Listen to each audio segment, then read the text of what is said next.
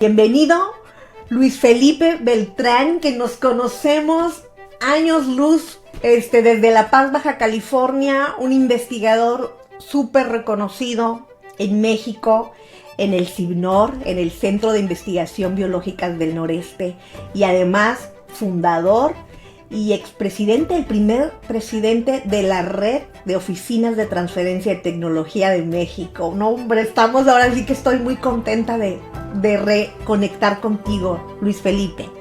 Bienvenido. No, muchas gracias, Pati, te agradezco muchísimo la invitación. También es mutuo la alegría de verte. Me da mucho gusto que sigas emprendiendo como siempre.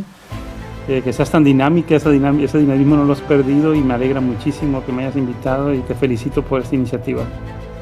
Es que era muy necesaria, ahorita platicábamos tras bambalinas. Yo no soy científica como tú, ya tú me platicarás, porque bueno, además tú tienes este nombramiento que es de los más importantes para los que nos escuchan de otros países.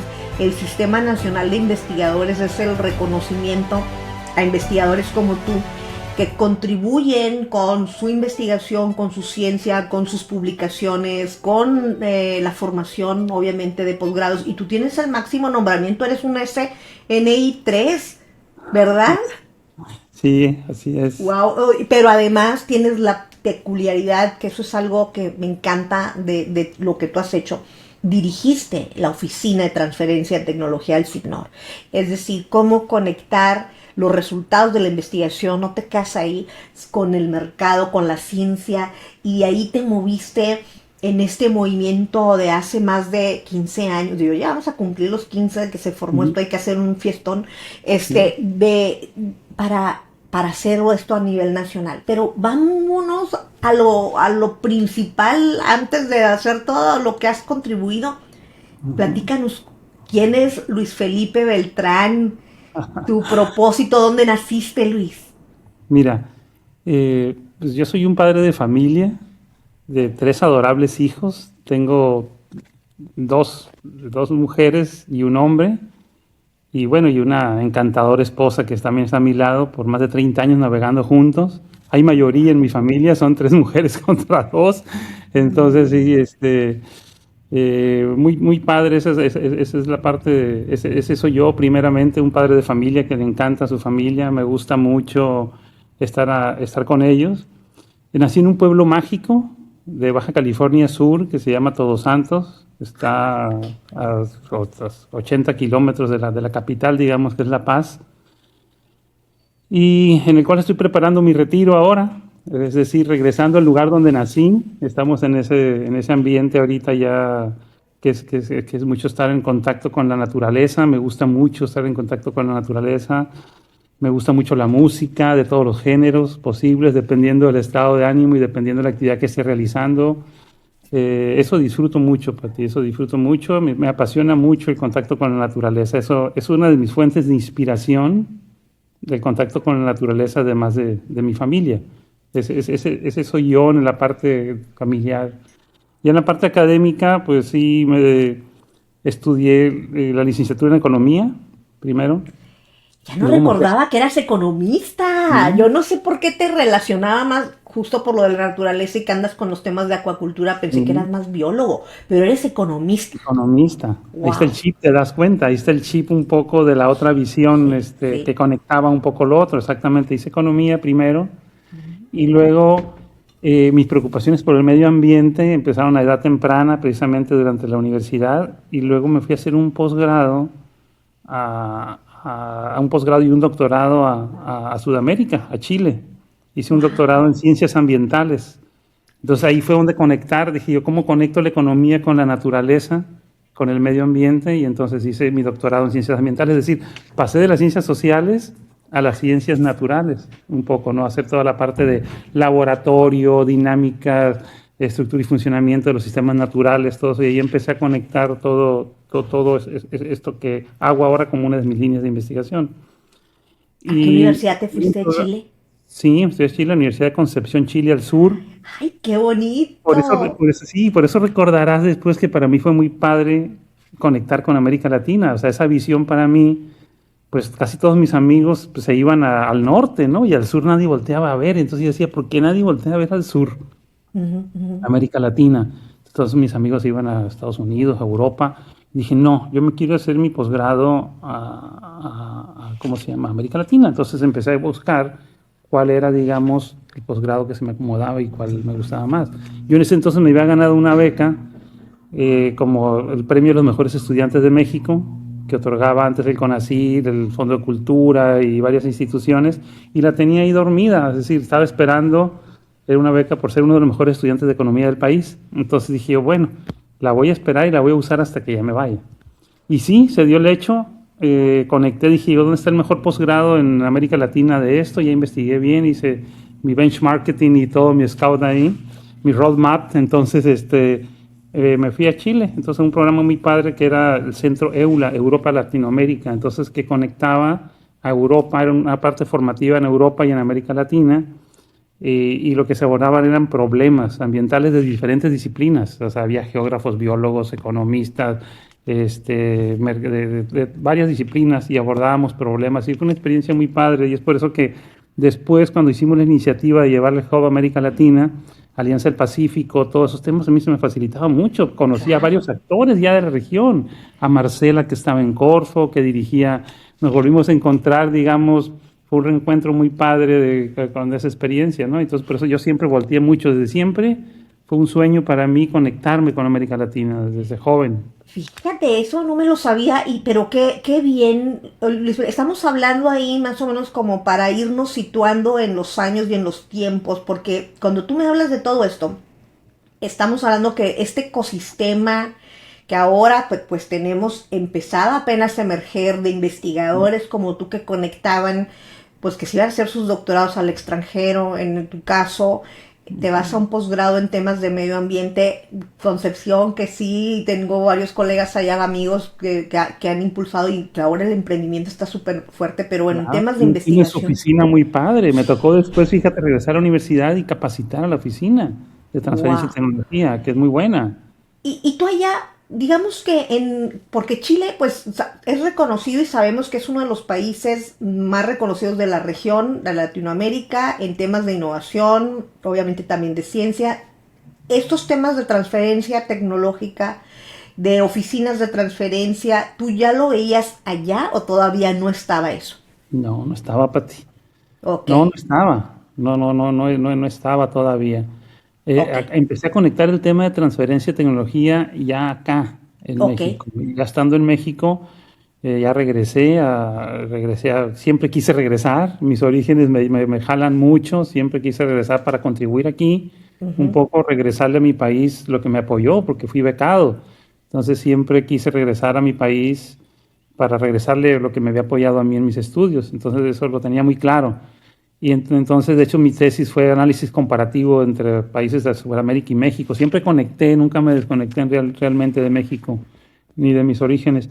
Entonces, el tema empezó acá en CIMNOR cuando empecé dirigiendo una oficina de estudios ambientales.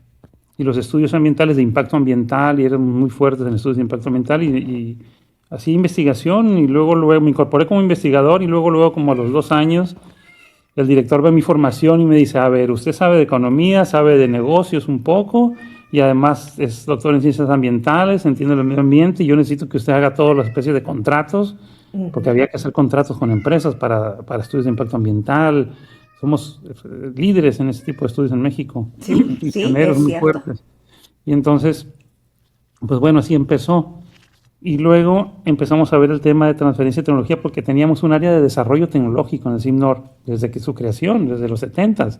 Había un grupo de ingenieros haciendo desarrollo tecnológico para la acuicultura, precisamente, y para la pesca. Sistemas de monitoreo, detección de elementos en la superficie, de calidad del agua. Pues había un grupo de desarrolladores ahí muy interesante, ¿no? Entonces empezó a observar todo lo que estaba a mi alrededor, y con mi formación, y entonces dije, bueno, hay que darle forma a esto, ¿no? Entonces los desarrollos tecnológicos que empezábamos a hacer entonces, toda la parte de propiedad intelectual, digamos, la subcontratábamos, Pati.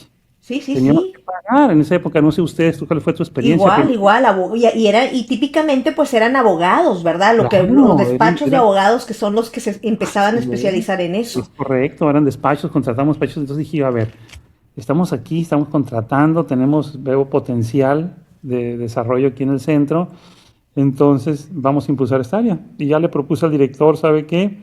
Fíjese que veo esta oportunidad aquí al interior del centro, pero necesitamos fortalecerla y hacer esto. Y casualmente, Pati, parece que las cosas se alinean. Por ahí en 2010-12, la política pública del CONACYT en ese momento era impulsar los temas de transferencia de tecnología. Es correcto. Entonces ahí fue cuando casamos, aprovechamos aprovechamos, digamos, ese mercado de oportunidad de la política pública de apoyar este tipo de iniciativas. Presentamos una propuesta, la ganamos, y esa propuesta era instaurar las oficinas de transferencia de tecnología. Y primero para eso fue una experiencia muy bonita, porque la política pública estaba claro, había que implementar esa política y primero con los centros públicos de investigación, que éramos los centros de casa, digamos. Entonces, CONACYT experimentó con nosotros primero, lanzó una convocatoria interna hacia los centros públicos y dicen, vamos a explorar los diferentes modelos de transferencia tecnológica en el mundo. Entonces, lancen sus propuestas, díganos qué modelos quieren explorar y apoyamos. Y bueno, y así nos vamos 6, 7 centros en ese momento, con una comitiva de alto mando del CONACYT a recorrer Europa, Estados Unidos, varios países, Israel, muchos países. Entonces, al final de esa convocatoria, cada centro explicaba el modelo. El entregable era qué modelo, qué alianzas hiciste, como para un training después, o sea, qué contactos tienes, propuestas técnico-económicas para capacitar en México a las oficinas, para crearlas. O sea, se hizo pensado, cosa que estaba muy padre. Entonces nosotros elegimos el modelo, a mí lo que me gustó mucho el modelo de Cambridge y el de Oxford, y entonces ahí nace esa iniciativa de empezar a entrenar en la segunda etapa a las oficinas y crear los centros, en los centros de investigación. Y eso da pie a que salgan después, Pati, las convocatorias para la creación de oficinas de transferencia tecnológica, y así se abrió pues a todas las universidades y a todos los centros para fortalecer. Desde luego ya no participamos ahí, nosotros ya la teníamos, ya no participamos, ya yo estaba pensando en la red. O sea, fíjate que, perdona ahí que te interrumpa, pero fíjate que todo esto que nos platicas que es increíble a la par. O sea, yo creo que si estamos hablando de este fenómeno que estaba surgiendo en México y estamos hablando de los 2000, entre el 2005, que el TEC también empezó como universidad privada, hacía su esfuerzo en paralelo a lo que estaban sucediendo en los centros CONACYT. Y esto que dices tú detona en una política pública y una ley, que es la nueva ley de ciencia y tecnología del 2009, que articula, donde digamos que todo este boom y esos líderes que estaban en el gobierno, en el Consejo Nacional de Ciencia y Tecnología, pues traían esta consigna encomienda muy apoyados obviamente en los centros de investigación públicos. Se van a traer estos modelos. Curiosamente el modelo de Oxford también, fíjate que a nosotros, cuando hicimos también toda esta exploración, es el modelo que más, que incluso es el que tenemos como institución, como TEC de Monterrey, porque veíamos que allá ya las oficinas de transferencia a través de sus doctores estaban empujando la creación de empresas basadas en ciencia y tecnología. Y ahí, entonces digamos que en esto que me platicas como para ir entendiendo, adoptan, tú traías como que esa idea de venir a instalar ese modelo también en el CIGNOR. Sí, así es. Y simultáneamente en el país estábamos, claro, asesorando y construyendo la parte de la ley de ciencia y tecnología, los lineamientos de vinculación de los centros públicos. O sea, con Gustavo del Villar, ahí estaba Gustavo, ¿no? Gustavo, en ese tiempo. Claro, sí. Gustavo del Villar fue un impulsor. Y estaba Salvador, después entra Salvador, se lo trae del CICI como apoyo, ¿no? Como apoyo, pero sí, Gustavo fue un gran articulador, ¿no? Tere estaba en el INAOE. En el INAOE. Yo recuerdo, bueno, tú estabas en el CIGNOR, fíjense, para que nos ubiquemos, pues en Baja California. Salvador Orozco estaba en Mérida hasta el sur, o sea, norte sur. Y luego Tere de León en el centro, en Puebla. Estos tres actores, con dos de ellos ya tuve esta conversación, pero me faltaba pues esta pieza importante que eras tú, Luis, porque ustedes marcaron pues hitos importantes para este desarrollo de ecosistema. Los tres en centros de investigación. Posteriormente, Tere pues se va al gobierno federal con CONACYT, lo mismo Salvador a la Secretaría de Economía con CONACYT, y tú en este liderazgo impulsas la creación de la red de oficinas de transferencia de tecnología a través de una convocatoria a donde nos convocas a muchas universidades que estábamos ya haciendo estos esfuerzos. Y pues esto fue en 2011, o sea, porque estaba yo en bueno, a lo mejor 2010, un poquito antes, pero estaba yo en la maestría y esa primera reunión que convocaste tú para organizarnos en La Paz, yo no pude ir, pero creo que mandamos ahí, yo pues tenía clases y yo era muy aplicada. Yo era muy aplicada, yo no me faltaban mis clases, entonces no fui, pero por ahí fue, creo que Nidia participó. Entonces, platícame un poquito eso, ¿cómo fue ese arranque? Sí, mira, ese arranque fue inspirado precisamente en estos viajes y en este meterse a... Cuando uno trae la vena de investigadores, te metes a una cosa, ves el estado del arte, ves dónde están los mejores, qué están haciendo, cómo está articulado este tema. Entonces, cuando andábamos en este viaje de exploración para instalar las oficinas en Europa, entonces también me di cuenta de que ya existían redes, Pati. Ya existían redes. O sea, son redes ya de más de 40, 50 años. O sea, tienen redes de 25 años. O sea, tienen redes ya con muchos años haciendo eso. Oxford es impresionante. Entonces, decía yo, bueno, tenemos que generar, y veíamos que hacía falta ese eslabón en el ecosistema. Tenemos que crear ese ecosistema en México también, ese eslabón. Entonces, cuando estaban saliendo las convocatorias para las oficinas de transferencia en México, que se abrieron ya públicamente, cosa que ya habíamos hecho nosotros, yo ya estaba pensando en la red. Claro, entonces, en esas convocatorias ya propuse la red. Y entonces, pues los mismos que nos acompañaron en la política pública estaban ahí, veían que era importante impulsar el ecosistema de innovación, les quedaba claro y apoyaron. Nos apoyaron, Pati, hasta que pues, tú dejaste de ser presidenta. Creo que fue el último apoyo que recibimos ya como red, digamos, como fondo semilla, para que ya se quedara y se consolidara la red ya como una asociación, digamos, privada y que se fuera manteniendo por sí misma, pero siempre estuvo concebida así, impulsarla, crearla. Y fíjate que la importancia de salir y de viajar y de contactar con colegas, como tú lo dices, a la par yo en ese tiempo, como tratando como de estos esfuerzos, vemos líderes como tú que salían, veían que ya existían redes. A mí como en el 2007 me invitan de la Organización Mundial de Propiedad Intelectual a una reunión que querían construir escribir una guía para la creación de oficinas de América Latina, oficinas de transferencia de tecnología en América Latina, y así como tú te cuestionabas también yo veía, pero la realidad es que al ser una universidad privada no se tenía tanto el apoyo o el empuje como lo podían tener líderes como tú dentro de los centros públicos que pues tenían todo ese apoyo. Entonces que fue algo bien importante, porque fíjate que existía una red que se había hecho, pero una red de propiedad intelectual que era la red Pila,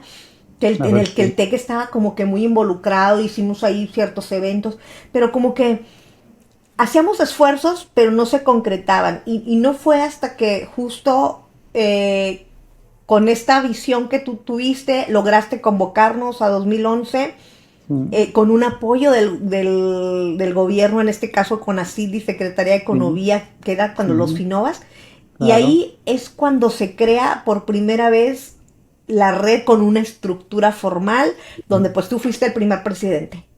Sí, tú la segunda. Y yo la segunda, es correcto. Sí, aquí estamos, te sabes mucha historia también, porque transitaste también varios años. Ahí. Claro, no, pues es que sí, son esfuerzos que yo le decía a Tere, son vidas paralelas, porque cada quien desde su mirada, obviamente tú desde lo que te tocó vivir y que te sigue tocando dentro de los centros públicos, que han cambiado, pero que ahí siguen y que han evolucionado mucho los centros públicos de investigación. Muchos, para que la gente que nos oye, pues estos centros nacen justo con esta vocación de servir a la comunidad, ¿verdad? De resolverles problemas a la industria, como tú bien nos lo decías, de contratos. O sea, tú era Así una es. cosa que tú hacías el día de tu día a día. Así es. Esa fue una política de descentralización de la ciencia en los años 70 para precisamente apoyar el desarrollo regional, Pati. Está muy padre la iniciativa de la creación de los centros y apoyar el desarrollo regional en diferentes ámbitos, ¿no? Hay en óptica, hay en materiales avanzados, nosotros en ciencias biológicas, hay otros en ciencias sociales también, que las ciencias sociales son importantes. Entonces somos un conglomerado, digamos, de 27, 28 centros por todo el país, pero orientados a eso, a fortalecer las regiones donde están instalados estos centros. O sea, siempre salimos con una visión de relacionarnos con el sector productivo. O sea, siempre. Total. Oye, ¿y qué fue lo más, Luis Felipe, lo más complejo, complicado de formar esta red desde ahora que lo ves desde lejos, obviamente, y si lo pudieras decir así como que lo complejo, pero también lo bonito, o sea, lo bonito de haber logrado y ver a años de distancia, pues lo que lograste. Sí. Mira, yo me iría un poquito más atrás, Pati, para el reto, un retito anterior de crear la red, Sí. y que tiene que ver con las principales motivaciones y además retos para crear la red, fue primero en lo institucional, crear la cultura, Pati. Eso. Crear la cultura. Ese fue como lo más complicado, crear la cultura. Imagínate, primero el centro y luego nos vamos a la red, pero están ligados. Crear la cultura al interior del centro, cuando tienes investigadores, tenemos 30, 40 niveles 3, todos muy buenos, niveles 2 no se diga, es un centro muy aplicado, es un centro de investigación fuerte, digamos, pero el investigador creyendo que pues son las chuchas cuereras, que son lo mejor, que nadie hace lo mejor de ellos, que ellos, entonces le llegas tú y le llegas los muchachos de la oficina que apenas ni existe o apenas empieza a existir y que le dicen que van a explorar sus desarrollos tecnológicos y cómo lo van a hacer y que se acerquen a ellos, pues no creen. O sea, no creen en uno, Pati. El reto principal fue cómo generamos la cultura interna, cómo generamos credibilidad al interior de la institución, que vean que es una herramienta que sirve para ellos mismos, para poder generar la oferta tecnológica del centro, para ver si tenemos capacidades o no. Entonces lo que hice en ese momento dije, ¿sabes qué? Tenemos que traernos a, gente más top de fuera, ¿no? Para que Sí, les sí, haga sí. ver estas capacidades, si tenemos o no. Y entonces con estos mismos apoyos, contratamos a Oxford y a Cambridge. Oxford nos hizo el primer portafolio de desarrollo tecnológico en el centro. Fue el primero. Entonces, imagínate, trajimos a la Oficina de Transferencia de Tecnología de Oxford y trajimos al director de negocios de la Universidad de Cambridge, a Chai, no sé si te acuerdas, que es todo un líder brutal. Entonces los contacté, los traje y le dije, ¿sabes qué? Ayúdenme a explorar y a construir el portafolio del CIMNOR, el primer portafolio del centro. Entonces cuando traje a estas oficinas y ya anuncio y lo ven y entonces dice, caray, a ver, ¿cómo que la Universidad de Oxford y Cambridge están aquí con nosotros para hacer esto? Entonces generamos toda una dinámica muy padre de presentación de las oficinas de ellos, la presentación nuestra de nuestra oficina, para que conocieran, interlocutaran con los investigadores, que creyeran en los muchachos y ellos presentaran sus tecnologías también, a ver si es cierto que estaban, en qué nivel se encontraban y cómo estaban. Entonces, Oxford nos mandó a los especialistas en biotecnología, digamos, ya ves que es muy especializada. Sí, Cada claro, claro. tecnología tiene sus propias rutas, sus propios tiempos, sus propios mecanismos. Entonces, llegó gente especializada con mucha experiencia, ¿no? Pues que empezaron. Ahí, Pati, fue el cambio cultural del centro. Y tú me preguntas, ese para mí fue un aspecto muy satisfactorio ver cómo cambió. Hay un parteaguas de antes, aunque teníamos ya 10 años, teníamos ya muchos años haciendo desarrollo tecnológico, pero así contratando y sin un método y de vez en como escopetazos a lo que salía, ya con una oficina integrada y trayendo a la gente especializada. Quedaron fascinados. Y luego les contraté un ongoing support, o sea, darle seguimiento todavía más allá a sus tecnologías de manera así B2B. Y entonces, no, pues le dimos un seguimiento y ellos estaban fascinados, encantados. Ahí empiezan los investigadores a motivarse. Y yo a sorprenderme, porque también quería ver el estado de mis tecnologías, a ver si teníamos materia prima o no, para poder transferir. Entonces, Y todo el mundo ese mindset, de esa cultura que tú dices, es clave pues en los países latinoamericanos, y yo concuerdo contigo, es un esfuerzo que lleva su tiempo, pero como dices, nadie es profeta en su tierra, y también para que te hagan caso, pues hay que también confiar en traer a los expertos a que te ayudaran. Entonces, fíjate, no sabía yo que Oxford, Cambridge habían sido, pues ahora sí que como que tus mentores, padrinos para arrancar la oficina del CIGNOR. Sí, wow. ya después, por la misma inquietud de la formación de uno, pues ya empecé a ver Arizona. Acuérdate, Tere se fue con Arizona. Tere trajo el modelo de Arizona. Tere, ¿te acuerdas? Tere de León. Ella estaba muy con Arizona. Entonces nos fuimos a Arizona. O sea, trajimos a Arizona, lo metimos al programa con Tere y también hicimos otro barrido para llevar a una escala más lo que habíamos hecho con Oxford, con los de Arizona. Ahí tenía un contrato también el CONACYT que lo lideraba Tere, y también nos metimos a capacitarnos con Arizona, y te va llevando una a otra. Después ICA Square, ya mandé a Alfredo, o sea, dijimos, a ver, ¿qué están haciendo estos? Alfredo, vete a hacer tu maestría. A Nuevo León, es de los ex-masters, esa es la maestría que hice yo. Ajá. Tú, Alfredo fue muchas generaciones más adelante, creo que con Salvador, no sé con quién la hizo. Más de 200 egresados ahí en esa maestría. Y hoy Alfredo dirige la oficina, entonces se quedó alguien capacitado, que se capacitó en Oxford, Cambridge, Arizona, el IC Square, entonces con muchas visiones de varios países, digamos, ¿no? Y simultáneamente nació el parque, acuérdate, los parques los parques tecnológicos, claro. y yo veo, cuando hablo de ecosistema, por eso esta plática es bien importante. Para que todo esto funcione, tiene que suceder muchas cosas. Y en México en ese tiempo, estamos hablando en esa década, entre 2009 a 2011, 12, que se crea la red, estaban sucediendo muchas iniciativas a donde el gobierno, y así es como son los ecosistemas, impulsa que la movilidad, a que exploráramos modelos, iniciativas como crear oficinas de transferencia, pero también crear parques tecnológicos. Del TEC también era parte de esas iniciativas, creó su red de parques. Empezamos las oficinas de transferencia de tecnología y empezamos a conectar a la par con redes como la AUTM, que era una de las redes más fuertes, como la Red Forte, que era la AUTM, la de Estados Unidos, la Red Forte, que eran las viejitas también en Brasil, pues las redes de mismo Europa, ¿no? Empezábamos a ver, oye, estos modelos.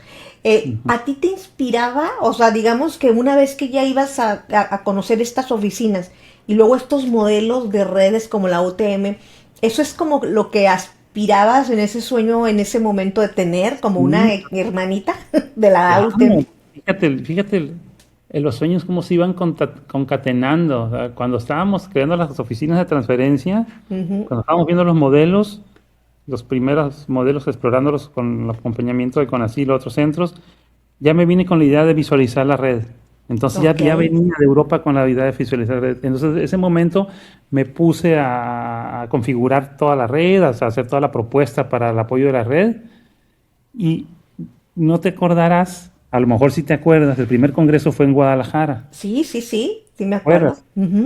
Y nuestros invitados, ¿quiénes fueron? Ya cuando estábamos formando la red, con el primer congreso de la red, nuestros invitados... Pues era AUTM, estaba el presidente de la AUTM. Wow. El presidente de la red BitTech de Argentina. Sí. Fueron nuestros padrinos. El presidente de la red de España, la red OTRI de España, también estuvo con nosotros. Ay, entonces, ya Luis, no me acordaba de todo eso. O sea, me acordaba del de Estados Unidos, pero entonces estaba el presidente de la red de la OTRI y el de Argentina también. El de la red BitTech, Gustavo, claro. Estaba de la red BitTech. Entonces yo invité, ya traía la idea, dije, ya estamos conformando la red en México, ahora hay que aliarnos con las redes internacionales. Entonces, nuestro primer congreso de la red estuvo padrinado por el presidente de AUTM. Yo lo invité, presidente de AUTM, presidente de la red BitTech Argentina y el de España. O sea, me agarré Norteamérica, Sudamérica y Europa. Entonces, ¡wow! Nomás te faltaron los chinos. Pero bueno, Eso eso ya es lo hiciste todavía. tú. Eso ya lo hiciste tú después. ¿No? Y yo después y todavía le seguimos. Pero digamos que ahí todavía no bueno, todavía no teníamos como mucha No, certeza de cómo iba a evolucionar la red china exacto. para eso. O sea, estamos hablando de Sí, otros tiempos. de otros Wow. tiempos, sí.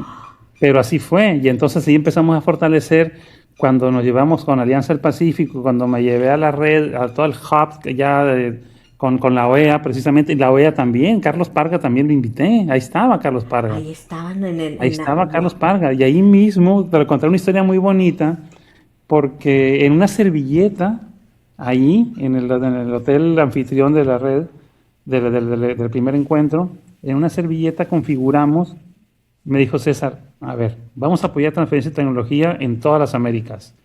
¿Qué se te ocurre que podemos hacer? Entonces yo le dije, pues tenemos que iniciar capacitando. Ya Ujú. teníamos nosotros el taller de transferencia de tecnología, pues tengo 23 años dando el taller de transferencia de tecnología en Simnor, a doctorado, que es una de las cosas que me apasiona ahora y lo que más hago, buscar jóvenes, estar explorando con jóvenes, nuevas tecnologías, lo que están haciendo, y hacemos un taller anual. Entonces ese taller le dije que fue inspirador para el Hub de las Américas. Le dije, ¿sabes qué, César? Yo creo que ese taller hay que llevarlo, pero ahí trajimos mentores, yo lo hago al interior del centro, con mi equipo de la OTT. Ahí trajimos mentores de alto vuelo, acuérdate, con que traemos a CAF, Álvaro Atilano, o sea, le empezamos a meter un montón de ingredientes con el apoyo de OEA y configuramos otro proyecto. Le dije a César, vamos a hacer un proyecto OEA con ACIT. Y le presentamos un proyecto OEA con ACIT y que ese sirvió de financiamiento pues, para hacer todos los hubs de América Latina. Hicimos 5 en el SIGNOR, los Sí. traíamos Que era la y después Academia de las Américas, ¿no? Así se llama. la Academia de aquí Transferencia de Tecnología de las Américas, de las algo así. Américas, así es. Nuestro Wow. padrino fue Margain, estaba encantado Que Margain era el con esa director del iniciativa. INPI en ese Yo tiempo, el con el Instituto link en Mexicano. ese momento.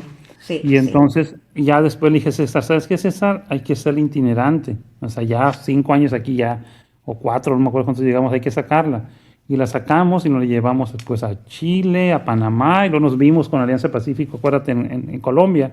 Hicimos otra en Colombia y otra por acá también en el Caribe, hicimos otra en el Caribe para habla inglesa, que forma parte de la OEA. Entonces, Pati, estas cosas se van dando así, o sea, se van dando de Crecimos, o una... sea, fue una bola de nieve porque yo creo que cuando algo que tenemos que destacar aquí, que se conecta. Primero, la pasión, o sea, el sueño, el propósito tuyo, o sea, esta conexión que tú nos platicabas desde niño, que traías de conectar primero la naturaleza con la parte económica, cómo hacer impacto, que ya lo traías, o sea, y esta pasión, el conocimiento, la educación, el salir, y cómo esto te llevó, obviamente, a dar estos pasos visionarios como tú, o sea, líderes visionarios que logran convocar, que logran alinear y que ahora estamos acá y fueron muchos años, Luis Felipe, o sea, estamos hablando que de todo esto que nos estás narrando, para que la gente más o menos se dé una idea, cuando tú hablabas de instaurar la cultura, estamos hablando de eso pasó en los 2000, entre 2006, 2007, 2008, por ahí va todavía, pero ya cuando das el paso a crear la red, que es después de instaurar esa cultura y capacitación en el SIGNOR, es desde el 2011 hasta el 2017 más o menos estuviste tú como presidente. ¿Hasta qué año estuviste Hasta el como presidente? 17. Hasta el Hasta el 17. 17. Sí. 7 años, o sea, prácticamente liderando. Me recuerdo ya cuando decían, ya necesito un respiro porque pues Sí, es, era mucho tiempo y necesitaba también retirarme un poco a escribir, a documentar. Hoy en día ya hay varios documentos. Me da gusto que en la red, en la página de la red, ya hay como 4 o 5 documentos por ahí que narran un poco esta parte de las historias. Hay más, ha salido un poco más también. ¿has Este, logrado documentar toda esta experiencia en hay varios, artículos científicos? hay artículos científicos publicados ya sobre esto, hay libros, hay libros. El más reciente acaba de publicarse ahora hace como un mes, que es Ética en la Investigación, que es una parte importantísima también, Pati, la ética en los procesos de transferencia tecnológica. La Ok. ética es una herramienta muy importante en las negociaciones, hay contratos. Entonces la parte de la ética forma un papel muy importante. Y eso me surgió, fíjate, por una estudiante que hizo su doctorado, y es una filósofa. Se me acerca la filósofa y me dice, ¿qué? Me interesa trabajar sobre transferencia de tecnología. Ah, sí, y filosofía. O sea, ¿qué trabajamos con la filosofía, no? Ahí es donde viene la parte innovadora y creativa, ¿no? Entonces me dice, bueno, los códigos de ética en la transferencia de tecnología. Y sale y hace una tesis de doctorado sobre eso y se gradúa, ¿no? Muy interesante. Y propone un código, la propuesta de esa tesis es la propuesta de un código de transferencia de tecnología para las oficinas de transferencia de tecnología y para la red OTT. Entonces por ahí está ese documento, también es público, donde hace todo un análisis de dónde está la ética en la investigación, desde el código Nuremberg, cómo nace, cómo están todos los procesos hasta las negociaciones. Entonces Y es muy todo eso lo importante. podemos bajar de algún lado. Ahí Sí, luego nos vas a dejar los links para aquí ponerlos para aquellos que les interese leerlos. Y obviamente a mí me interesa mucho también compartirlos. sí, es importante para ti porque una de las últimas negociaciones que hice con una empresa que es líder en la producción de ostión, es un ejemplo, digamos. Esta empresa, nuestra tecnología fue el desarrollo de un núcleo genético, es decir, ostiones, generación de un núcleo genético de ostiones resistentes a enfermedades que crecen rápido, entonces con puro mejoramiento genético, un grupo de investigadores. Y entonces esta empresa nos lo quería comprar, ese desarrollo, ¿no? O sea, está en nuestro parque anidada, todavía sigue en nuestro parque anidada, nos pagaba espacio, nos daba dividendos, digamos, regalías por esta tecnología, y además usaba todos los servicios del centro, calidad de agua, monitoreo, o sea, ver los animales si estaban desarrollándose bien, como tenemos toda una infraestructura de laboratorios también, entonces le damos todos los servicios, con ingresos importantes, digamos, para el centro. Pero esta empresa ya se quiso quedar con la tecnología. Entonces le dijimos, a ver, ok, las posibilidades, nos las compras o nos las licencias y nos das un licenciamiento a tantos años y ahí vamos viendo.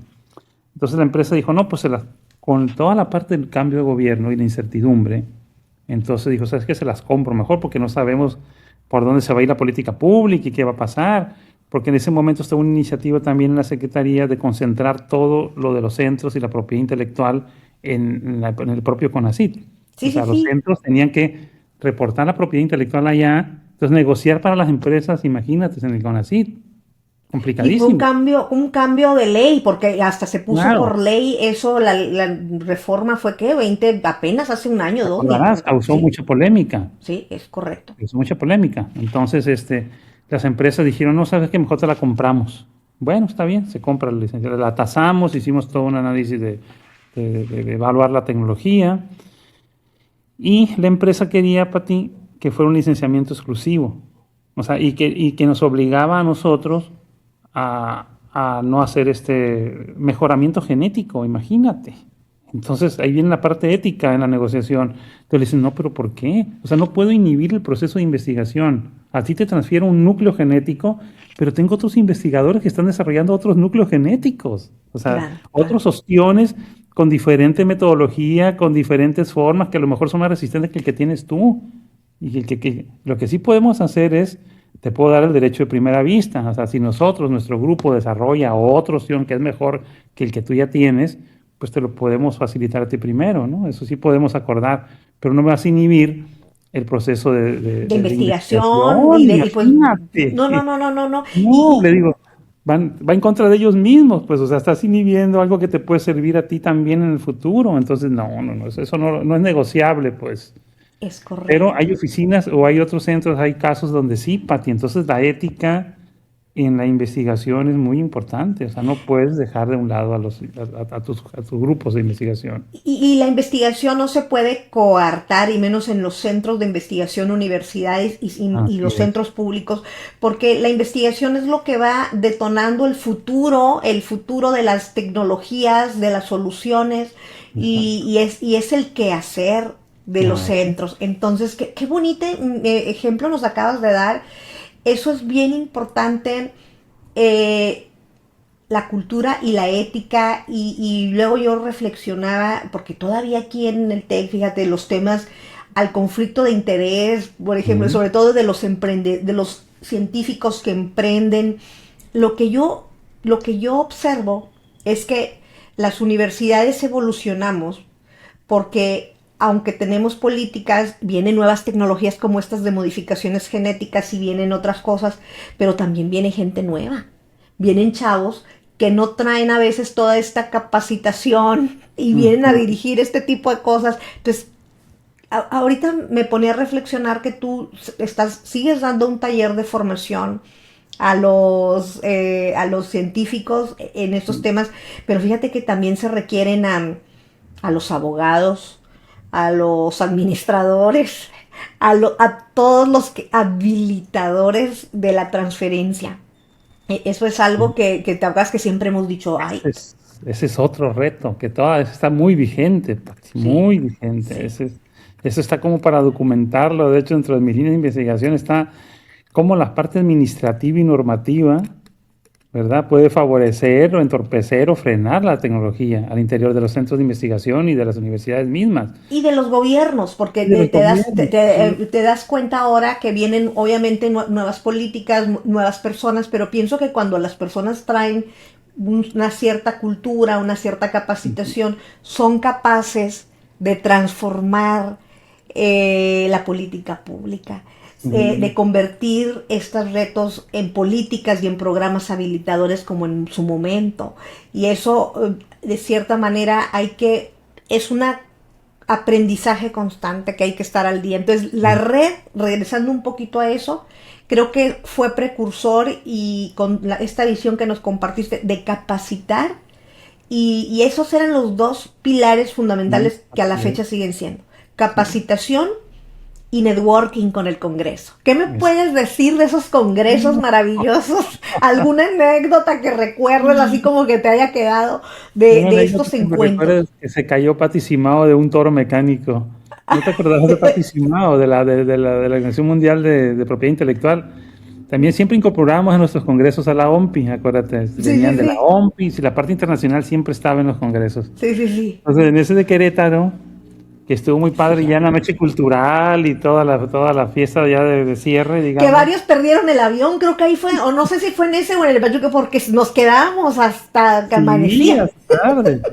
Y hubo un toro mecánico como parte de las festividades de ahí, y Pati, muy valiente.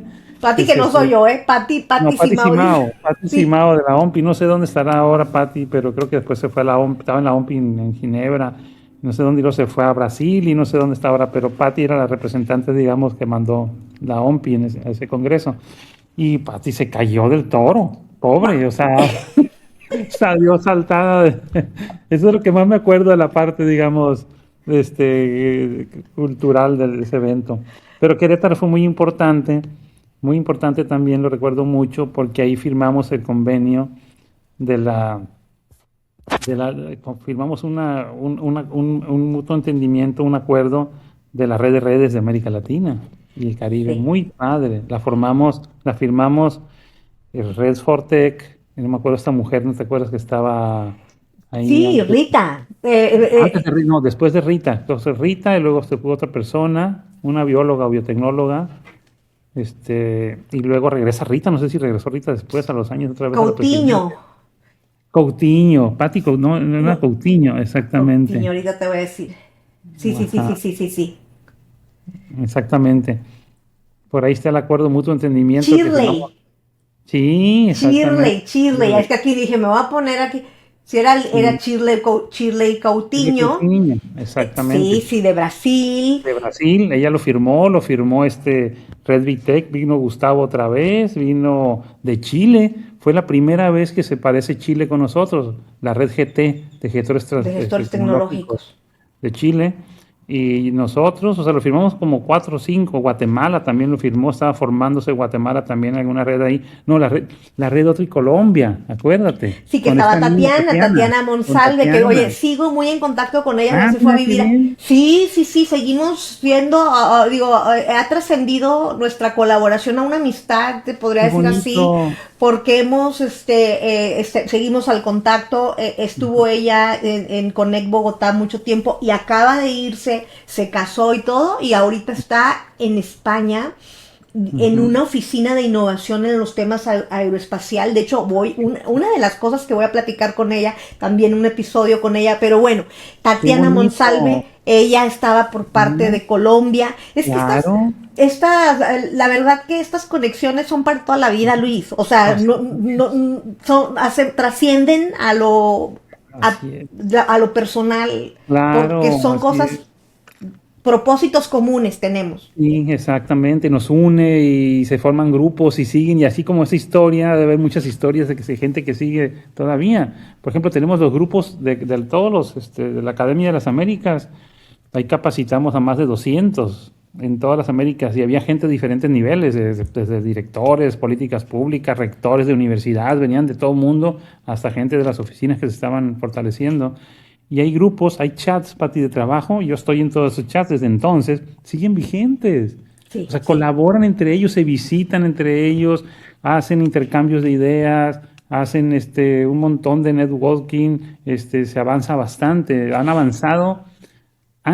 Si tú me preguntas, Pati, ¿qué ha pasado con México, la relación con América Latina, con nuestras redes, cómo estamos actualmente, qué ha pasado? Ellos se han desarrollado muchísimo, han avanzado mucho. En esa época nosotros íbamos adelante de ellos con una dinámica muy fuerte, empujando, traíamos la Sí, academia, sí. traíamos las redes, traíamos todo eso, empujando, mucho empujando. De repente cambia la política pública y Y el nosotros freno. nos frenamos. Pero fíjate que a mí te voy a decir una cosa. Para mí fue un respiro. Te voy a decir, o sea, en todo esto que nos platicas, 2017, cuando tú dejas la red como presidente y que teníamos todos estos apoyos, la red tuvo solamente, yo estuve 3 años como presidenta ahí, pero solamente tuvimos apoyo un año. Mm, Entonces nos tocó empezar una nueva época de red sin dinero, mm, sin dinero, sin apoyo del gobierno, porque ya era otro gobierno, 2018, como verás, sí, sí, entra una nueva política pública a donde las redes y los fondos del gobierno ya no eran para este tipo de no. actividades, y entonces nos tocó reinventarnos. Pero digamos que esa reinvención para mí fue bien importante, que estaba Salvador Orozco ahí, que era uno de nuestros aliados importantes, Sí. y me invita en ese tiempo a formar lo que era la red de la Alianza del Pacífico, y el financiamiento de una u otra forma llegó a través de ahí. Entonces los programas que que continuaron es por esta Alianza del Pacífico del Banco Interamericano de Desarrollo, Ajá. que nos permitió seguir avanzando otro poquito. Pero tienes toda la razón, nosotros nos rezagamos, y hacia allá van ahora mis preguntas con esto de la resiliencia, que quisiera entrar como a esa parte, porque todo esto que nos dices, pues habla de una época en donde fue bien impulsada, pero la transferencia de tecnología en México, el emprendimiento, estamos pasando o sea, pasa por apoyos de gobierno, por apoyos de Ujú. muchas cosas, y ahorita pues vamos otra vez intentando, de ese frenón estamos arrancando. Sí, Pero así es. yo quiero como que me digas tú, desde tu visión ahora sí actual, y sobre todo siendo investigadora de SNI, estando en un centro público de investigación del CONACYT, ¿cómo seguir impulsando ahora en el 2026 a investigadores para que sigan emprendiendo con su base científica? Pues no solo emprendiendo, también transfiriendo con su base científica tecnológica, y no morir en el intento, así le llamo yo, o sea, con Sí, toda esta burocracia actual. ¿Cómo sí, hacerle? es complicado, es una pregunta, muy buena, pero sí es complicada la respuesta porque es multifactorial. O sea, ¿cómo apoyas? Haz de cuenta, dinamizamos, digamos, los investigadores ya conocen, hay una cultura, estaban acostumbrados porque acuérdate que no nada más era la creación de las oficinas, había acompañamiento de proyectos de transferencia, de innovación. Fondos para escalamiento. Claro, o sea, había fondos. Entonces el investigador, imagínate, le llegamos con una oficina, era todo un modelo interesante, le llegamos con oficinas capacitadas que le enseñaban a transferir, a descubrir, había dinero para hacer laboratorios, para meter infraestructura, que es importante para hacer una buena base científica, tienes que tener buenos investigadores, buena infraestructura, buenos equipamientos, hacer investigación seria. Primer paso, si no, pues que transfieres, ¿no? O sea, y luego había fondos para hacer alianzas con las empresas, para empezar a generar esa cultura con las empresas de inversión, que en México no existía esa cultura, o era muy mínima las empresas que invertían en transferencia de tecnología. Entonces me tocó acercamientos con Bimbo, que pues no podían creer ¿cómo se llama? Que Que en México invertían. hiciéramos esto. Claro, Sí, sí. compraban, adaptaban tecnologías o traían de otros lados, pero que empezaran a sentir aquí. Entonces, ese ingrediente que si bien pudo haber abusos, pudo haber muchas cosas, había empresas que sí lo capitalizaban, o sea, que sí lo hacían de verdad y se Adoptaban premiaba, tecnología. Ujú. claro, y se generaba nueva tecnología de los centros con las empresas y las empresas ponían una parte. Entonces, esos investigadores, Patti, estaban trabajando en un sistema muy interesante, entonces el empuje fue muy grande, el empuje fue muy grande, muy importante. Entonces, ahora los investigadores, cambia la política pública, desaparecen esos fondos y el investigador se desanima. Ni siquiera los fondos para investigación básica, digamos, no de transferencia de tecnología, no de llegar a un TLR 6-7, no de ser prototipado, no, ni siquiera para hacer investigación básica. O sea, se disminuyen los fondos, pero de una manera brutal y entonces hay un desánimo. La comunidad científica cae en un desánimo, Pati. Un Y un desánimo miedo también, ¿no? Porque también, o sea, también. un desánimo porque pues no hay, y un miedo a decir si lo hago, a lo mejor no, Me ven no está mal, bien. Ujú. exactamente me ven mal, o sea, como que se medio sataniza un poco, ¿verdad? Porque pues, seguramente hay malos ejemplos, seguramente, ¿no? Pero pues muchas veces nos acostumbramos en la política pública es que si dos o tres hacen mal las cosas, pues barres con todo, ¿no? O sea, no depuras ni te rescatas lo bueno, las buenas experiencias para seguir adelante y premiando a los que sí lo hacen bien, ¿no? No, se cortó de tajo, entonces cortamos de tajo esta evolución, todo lo que estábamos haciendo, entonces hoy en día afortunadamente empieza otra vez el camino, ¿no? Yo visualizo que empieza la política pública, hay intenciones de generar otra vez esta dinámica, entonces ahí va, creo que ahí va, hay que aprovechar otra vez, hay que empezarse a subir, digamos, Éramos a esta... como un tren de alta velocidad, si lo vemos así, íbamos como en un vuelo ascendente y de repente le metimos un frenón que nos quedamos ahí como que en el Así es. limbo, Sí, ¿verdad? esa dinámica, esa inercia te dura un ratito, unos 2, 3, unos años, pero ya después ya no, si no hay más impulso te quedas ahí, Pati. Te Pues quedas ahí. yo vi cómo mis colegas y con todas las redes que formamos en América Latina empezaban y qué bueno, porque esa era la idea, motivarlos para que también hicieran sus cosas y se fueron creciendo y creciendo y hoy en día están muy bien. Y cuando yo Oye, nos compartí, rebasó Perú, nos rebasó Colombia, nos rebasó Chile, ni se sí, diga, Brasil, o sea, sí, todos siguieron avanzando y nosotros ahí todo, como que mirando así es. para los lados.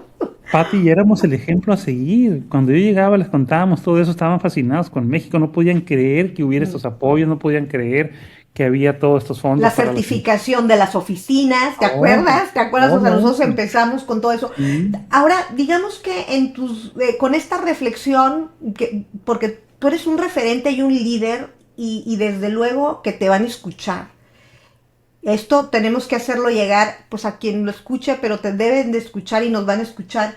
¿Qué reflexiones de cambio tú sugieres para esta política? Tenemos esa oportunidad a ellos, a los que están ahorita adentro, que están empezando a desaturar este tipo de programas, que acorde a la data que tú haces, a la investigación, a tu experiencia, ¿qué reflexiones de política pública, de programas y de capital emprendedor necesitan este gobierno para volver a agarrar esa inercia que traíamos? O sea, es más, si tú fueras del director del CONACYT ahorita, que ojalá que te mandaran para allá. Bueno, ya no es el CONACYT, es la Secretaría de Innovación. ¿Qué, cuáles serían esos programas? sí. Mira, vivimos como en toda la parte, o sea, siempre hay que hacer referencia a la parte histórica de lo que funcionó y lo que no funcionó, ¿verdad? Y lo que estaba Claro. funcionando. Entonces, vivimos cosas que funcionaron, entonces hay que rescatar cosas que funcionaron, ¿no? ¿Como cuáles serían para ti? Como que O sea, dices, esto es de que sí. así es, los fondos en alianza con las empresas. O sea, Ok. esos fondos hay que rescatarlos otra vez, a lo mejor muy bien fiscalizados, vigilados con otros componentes como sea, pero no alcanzamos, Pati, no se alcanzó a motivar a la empresa para que asumiera riesgos, para que invirtiera en desarrollo tecnológico, en generar toda esa cultura. O sea, esa parte se cortó de tajo, se satanizó un poco, que se usaba financiamiento público para las empresas. Entonces, cuando apenas estamos generando esa cultura con ellos, ¿no? Esa parte hay que rescatarla, yo creo.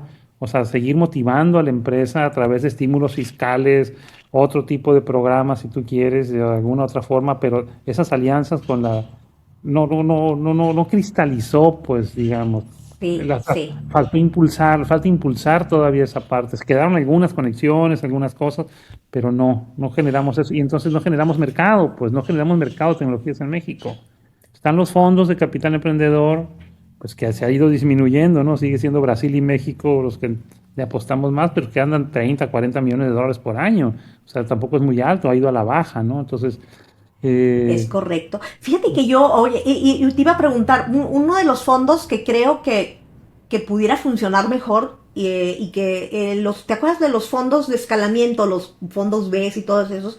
Que a mí se me hacían muy buenos para el escalamiento TRL, pero ujú, yo les agregaría, si es que, y no sé tú qué opines, sí, de si se rescatan este tipo de fondeo de escalamiento para el TRL, la parte de la empresa. O sea, porque lo que yo siento que sí, si seguimos como impulsando los TRLs desconectados del mercado, o sea, pues vamos a seguir a lo mejor haciendo mucho push, pero para acelerar ahorita en esta etapa donde nos quedamos ahí como en suspensión, esta vinculación empresa es clave y si se hacen otra vez fondos, ves, de estos fondos de escalamiento, sí deberían de ser para escalar dentro de una empresa o dentro de alguien que sí lo utilice. No sé qué opinas de eso, si es que sí, tuvieras... sí, yo estoy de acuerdo y le agregaría una cosa más, Pati. O sea, Ok, ok. simultáneamente apoyaría a los emprendedores de base tecnológica de los centros. Haz de cuenta, en mi taller, Pati, o sea, es una emoción. O sea, cada año hacemos concurso ¿cómo se llama? No podemos hacerlo todo. El reto de nosotros, imagínate, es de cada tesis de investigación. O sea, cada tesis de investigación nos tiene que dejar una declaración de invención. Entonces, estamos hablando de jóvenes, de doctorado, de alta especialidad, biotecnólogos que están metidos haciendo cosas muy interesantes. Cada uno de ellos deposita en la Oficina de Propiedad Intelectual como parte del taller su declaración de invención. La oficina sabe qué es lo que está haciendo. A Me través de gusta estos ese programa. entrenamientos, a través de estos entrenamientos nosotros sabemos qué hace el alumno, qué hace el investigador, porque a veces el investigador no comunica lo que está haciendo. Entonces Sí. sabemos en tiempo real qué están trabajando, cuáles son sus últimos trabajos de investigación, o sea, es muy fresco. Luego, como no alcanzamos a darle capacitación a cada uno, lo que sí les obligamos que de cada tesis tiene que sacar un prototipo, tiene que sacar un pitch. La evaluación es un pitch con todas las evaluaciones de desarrollo tecnológico, mercado, la idea, todo, ¿no? Me Y encanta. sacamos 5 o 4 dependiendo de qué tan numeroso sea el grupo. Entonces, y los hacemos someter a un concurso, le damos un premio y todo. Salen cosas para ti, o sea, ¿Qué dices imagínate, tú? Me encantaría llevar esto a conectarlo con un financiamiento para que ahí salga un emprendimiento. claro. Y mis clases, ¿cómo inician con ellos? Jóvenes, lo primero que le digo, la primera clase, jóvenes, lamento informarles que está muy complicado que obtengan una base en un centro de investigación o en una universidad. No hay plazas, casi no hay Es plazas, es cierto. muy difícil. Entonces, una forma, una vía, una alternativa que tienen ustedes es Ujú, generar ujú. su propia empresa, unirse entre Claro. ustedes. Entonces, simulamos toda esa parte y se apasionan, Pati, ven sus productos, ven la tesis que más desarrollada está con ese enfoque, digamos, empresarial de llevarlo al mercado, que son casos reales, y sale cada idea que dices tú, no Sí, puede ser. sí. Y entonces, fondos para ellos, para estudiantes, para emprendedores de base científica y tecnológica especiales para que formen su empresa, Pati. Fondos Ay, qué semilla, maravilloso. Eso hay que hacerlo, Luis. Bueno, yo creo que, mira, así empezó el modelo del TEC cuando dijimos lo de Cambridge, células de incubación, solo que nosotros solo fueron 3 4 años justo por cambios y demás. Pero vamos a, yo coincido, estoy totalmente alineada a que eso debe ser el futuro de cualquier región, país, el emprendimiento basado en ciencia. Por eso es emprendiendo el futuro. Por eso es que estos son los jóvenes. Ahora, ¿cómo le hacemos? O sea, tú ahorita con esto se lo vamos a hacer llegar, obviamente, este episodio. Me encargo que sí llegue a la Secretaría de Innovación, al director de transferencia de tecnología y todos estos. ¿Qué tanto ahorita eso está sucediendo? Todavía, digo, tú que conoces un poquito más cómo se viene moviendo eso, si hay iniciativas que crees que vayan para allá o falta, porque a lo mejor podríamos empujar, ¿no? A que eso suceda. No las visualizo, Pati, todavía. Ok, Ya he estado, bueno, no las veo así claramente, ¿no? He dado algunas conferencias y todo en otros centros, en el Politécnico, en algunos otros lugares, y que donde hay talleres, o sea, no todos, digamos, imagínate, no todos los posgrados en ciencia tienen talleres, algunos sí, sí, otros sí. no, no capacitan de esa forma, con esa dinámica para estar sacando posibles ideas de negocios, posibles empresas que nazcan con estos jóvenes, ¿no? Todavía no lo veo así como muy cristalizado o apoyos específicos para eso, Ok, pero, pero ¿crees pero que por ahí va? ¿Crees que con estos definitivamente por nuevos ahí va? jóvenes sí, con estos nuevos jóvenes sí, Pati, porque no tienen alternativas, tienen muchas ganas, tú los ves y se apasionan. Y acuérdate que la pasión y el equipo en una tecnología son fundamentales. O Sí, sea, y nacen cosas, por ejemplo, hace como 15 años, uno que recuerdo mucho, uno de los desarrollos tecnológicos, bueno, tendríamos que hablar, hacer un programa extenso para hablar de cada uno de ellos, pero uno que genera mucha innovación, mucha creatividad en innovación. Por ejemplo, tenemos un programa de planeación ambiental y entonces mis alumnos, cuando los reto que tienen que obtener un producto, un servicio o un desarrollo tecnológico de sus tesis, lo que están haciendo, llega una ornitóloga que estudia pájaros, aves, y me dice, doctor, pero ¿qué voy a hacer yo con las aves? O sea, ¿cómo le voy a hacer? Entonces, ¿qué innovación puedo sacar de mis árboles? Y yo lo que estudio es qué comen, dónde viven, dónde duermen, cómo se desplazan, pero no hay qué otra cosa hacer. Entonces le damos todo un entrenamiento, cómo visualizar las cosas que están en el mercado y todo eso, y hace una propuesta de un tweet, le llama tweet, una app para identificar sonidos de pájaros, porque tienen ellos sonidos, tienen bancos de sonidos de aves. Y wow. entonces, te estoy hablando de hace 15 años, uno de los premios, el premio fue llevarle al Congreso de la Red a que presentara su proyecto, ¿no?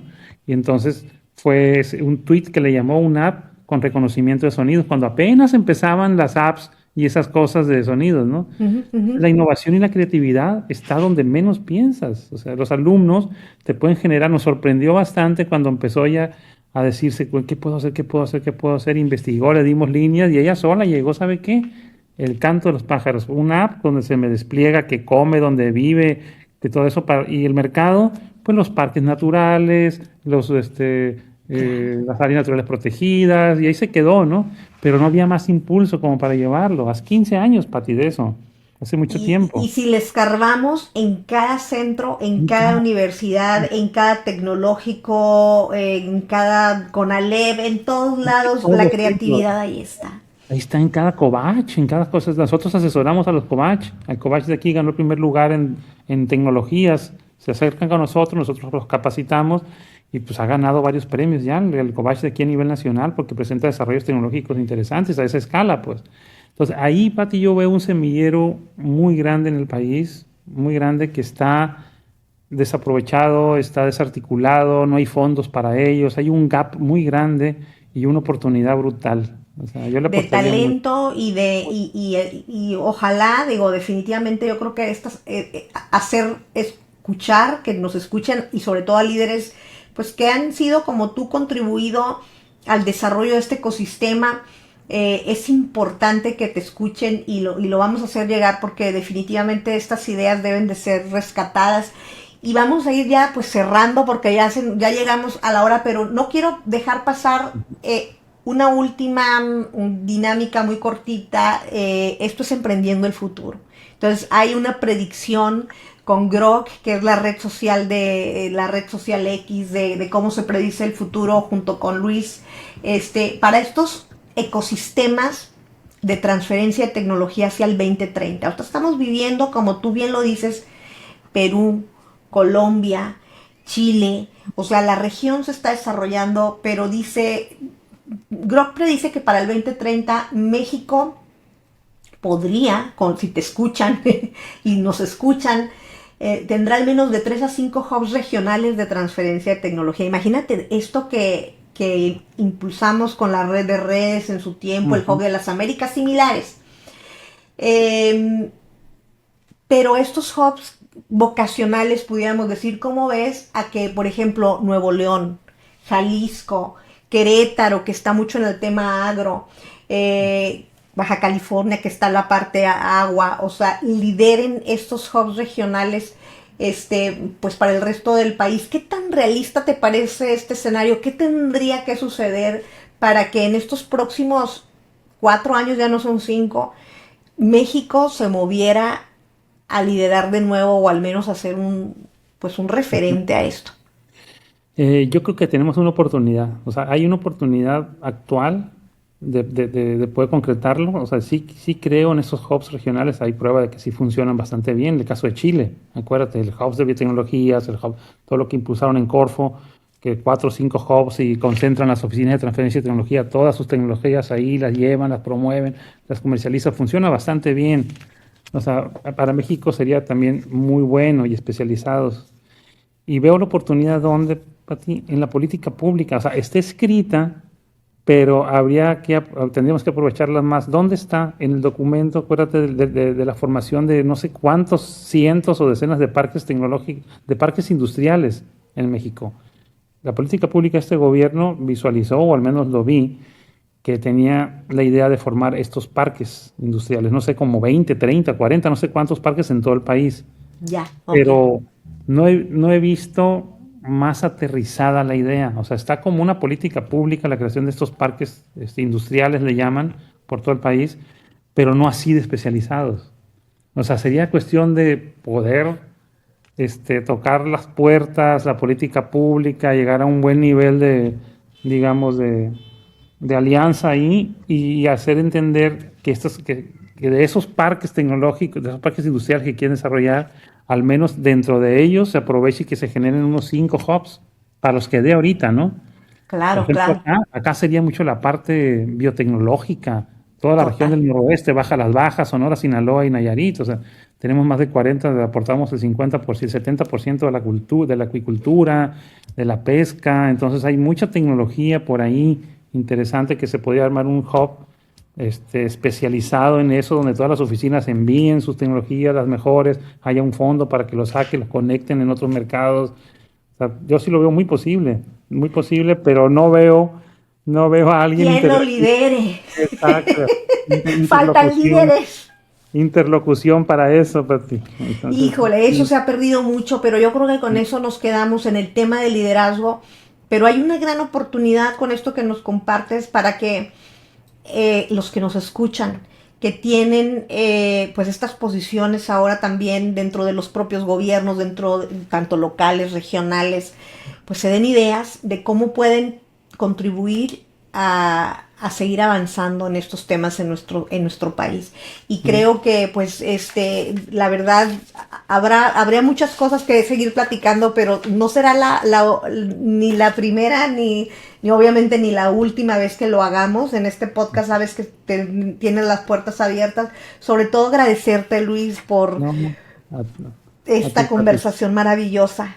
Sí, no, a ti por invitarme y compartir contigo y verte y saber que estás bien, sobre todo la familia bien, eso es muy importante. Primero Dios, eso es lo más importante, como decías, y pues que sigamos, ¿no? Conectados en esta lucha. Un mensaje final que quisieras, pues dar a toda la audiencia Emprendiendo el Futuro. Que se motiven, que tengan sus sueños, que no pierdan las esperanzas de que pueden hacer mejor las cosas cada vez, de que no se cierren las puertas nunca, de que sigan adelante.